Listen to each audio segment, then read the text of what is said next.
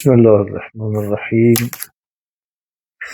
الحمد لله رب العالمین و الخلائق اجمعین، الصلاة و السلام علی عبدالله و رسوله و حبیبه و صفیه و حافظ سره و مبلغ رسالاته سیدنا و نبینا ابوالقاسم محمد، اللهم صل علی محمد و آل محمد و سلام و درود به پیشگاه امام عصرمان صلوات الله و سلام علیه و شهدای ارجمند اسلام، مخصوصا نام شهید که اخیراً به دست شقی‌ترین رژیم شهادت رسید. این شهادت رو برای همه والیان اهل بیت و همه آزادخواهان عرض میکنم. اما بحث ما در حوزه آشنایی با نهج بلاغه بود. این شب رو به حول و قوه الهی درس چهارم رو درباره خطبه شناسی بحث. خطبه چیست؟ و همینجور تعداد خطبه ها، بعد طولانی ترین و کوتاه‌ترین خطبه ها، نامگذاری خطبه ها، مسائلی مطرح میشه تا مباحث بعدی است.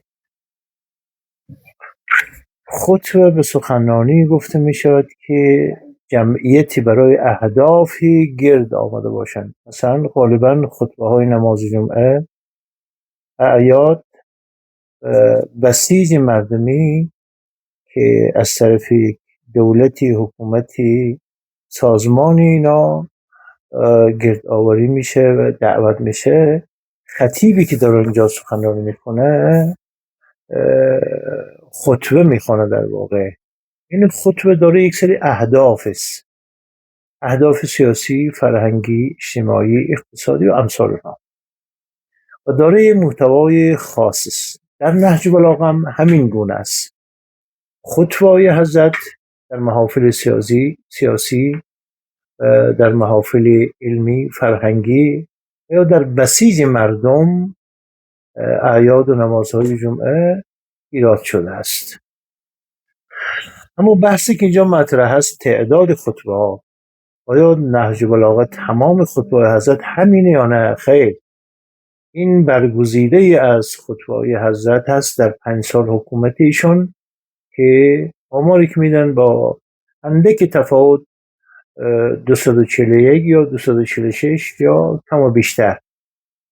تعداد خطبه حضرت، تعداد تمام خطبه ها و نامه های حضرت امروز گردآوری شد و نام تمام نهج بلاغه. بسیار کار سنگین و عمیق بوده که سرور عزیزمان جناب آقای صادق موسوی شیرازی گردآوری کرده. نخستین و مهمترین بخش نهج بلاغه را سخنرانی‌های مختلف تشکیل می‌دهد که حضرت اونها را در شرایط گوناگون بیان کرده است. این بخش در نهج بلاغه با عنوان باب الخطب یا باب المختار من خطب امیرالمؤمنین علیه السلام نامگذاری شده است. بعد محتوای خطبه ها چی میتونه باشه؟ در خطبه های نهج بلاغه از موضوعات مختلف و متفاوت سخن به میان آمده است. مثلا در حوزه توحید، کیهانشناسی، جهانشناسی، نظم، مدیریت، پیامبر، بعثت، امامت، رهبری و همینجور نقش قرآن. در نهج بلاغه در حوزه قرآن کلمات و جملات زیاد آمده است که میشه این مجموعه را تحت عنوان یک رساله گردآوری کرد که بعضی از دوستان کار کردن.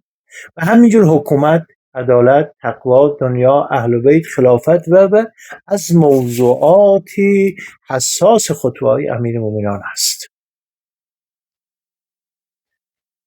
حضرت در خطبه 189 اعلام می‌داره که ایها الناس سلونی قبل ان تفقدونی. مردم میگه تا من از میان شما نرفتم از من بپرسید. فلأنا بطرق السماء اعلم منی بطرق الارض. میگه من راههای آسمان را بهتر از زمین میشناسم. این جامعیت علومی حضرت است که در نهج بلاغه بخش های اون علوم آمده است. مطلب بعدی طولانی ترین و کوتاه‌ترین خطبه ها کدام هاست؟ از 240 خطبه ای که الان ما در محضر این خطبه هستیم، طولانی ترین خطبه قاصعه است. خطبه شماره 192 در 11 صفحه، خطبه به نام اشباح شماره 91 در 9 صفحه و خطبه الغراء شماره 83 در 6 صفحه در نهج بلاغه آمده و چاپ شده است. اما کوتاه‌ترین خطبه ها عبارتند از خطبه 59، 61، 236 که حدود 1 تا 2 سطر بیشتر نیست. 1 تا 2 سطر.